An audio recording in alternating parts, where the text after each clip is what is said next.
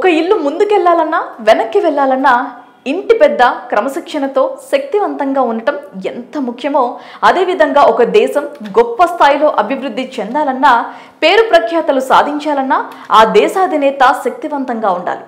అలా ఉంటూ ప్రస్తుత దేశ రాజకీయాల్లో ప్రధాని నరేంద్ర మోదీ అత్యంత శక్తివంతుడిగా బలమైన రాజకీయ నాయకుడిగా ఉన్నట్లు ఇండియా టుడే తాజాగా ప్రకటించింది. దేశం పట్ల ఆయన ప్రభావశైలి బలంగా ఉందని పేర్కొంది. ఆ తర్వాతి స్థానాల్లో దేశంలో శక్తివంతమైన నాయకుడిగా ఆర్ఎస్ఎస్ఆర్ సంచాలక్ మోహన్ భగవత్, హోంమంత్రి అమిత్ షా, లోక్సభలో ప్రతిపక్ష నేత రాహుల్ గాంధీ ఉన్నట్లు ఈ సర్వే తెలిపింది. ఏపీ ముఖ్యమంత్రి చంద్రబాబు దేశంలోని అత్యంత శక్తివంత నాయకుల్లో 5వ స్థానంలో, ముఖ్యమంత్రిలో అగ్రస్థానంలో ఉన్నట్లు వెల్లడించింది.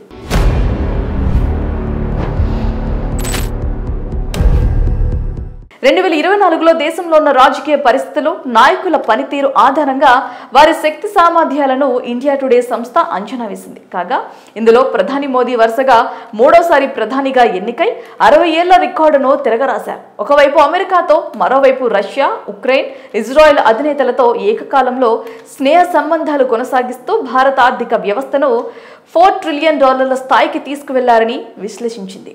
ఇక కేంద్రంలో ప్రధాని మోదీ తర్వాత అత్యంత శక్తివంతుడిగా పేరుంది అమిత్ షా. ఈ జాబితాలో దేశంలో 3వ శక్తివంత నాయకుడిగా గుర్తింపు పొందారు. ప్రధానమంత్రికి ఆయన కళ్ళు చెవుల్లా పనిచేస్తున్నారు. కేంద్రం తీసుకునే ప్రతి నిర్ణయం వెనుక ఈయన ఆమోదం తర్వాతే ముందుకు వెళ్తోంది. ఆ తర్వాత వరుసగా 2 ఎన్నికల్లో ప్రధాన ప్రతిపక్ష హోదా కోల్పోయిన కాంగ్రెస్ పార్టీకి ఆ హోదాను తిరిగి తెచ్చిన నాయకుడిగా రాహుల్ గాంధీ గుర్తింపు పొందారు.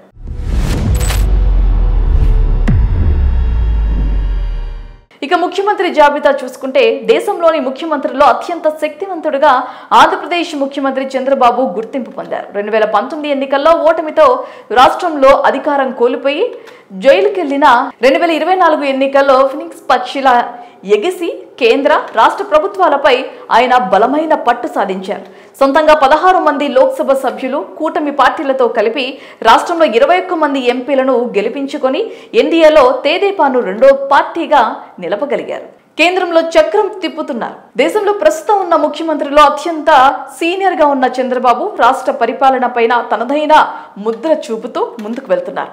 ఇక తర్వాతి స్థానంలో Bihar CM Nitin Kumar, UP CM Yogi Adityanath, Tamil Nadu CM Stalin, Paschim Bengal CM Mamata Banerjee తదితరులు ఉన్నారని ఇండియా టుడే సర్వే వెల్లడించింది. ఇక చంద్రబాబు పేరు సీఎంగా మొదటి స్థానం ప్రకటించడంతో తమ నాయకుడి పట్ల టీడీపీ కార్యకర్తలు, అభిమాన శ్రేణులు సంతోషం వ్యక్తపరుస్తున్నారు.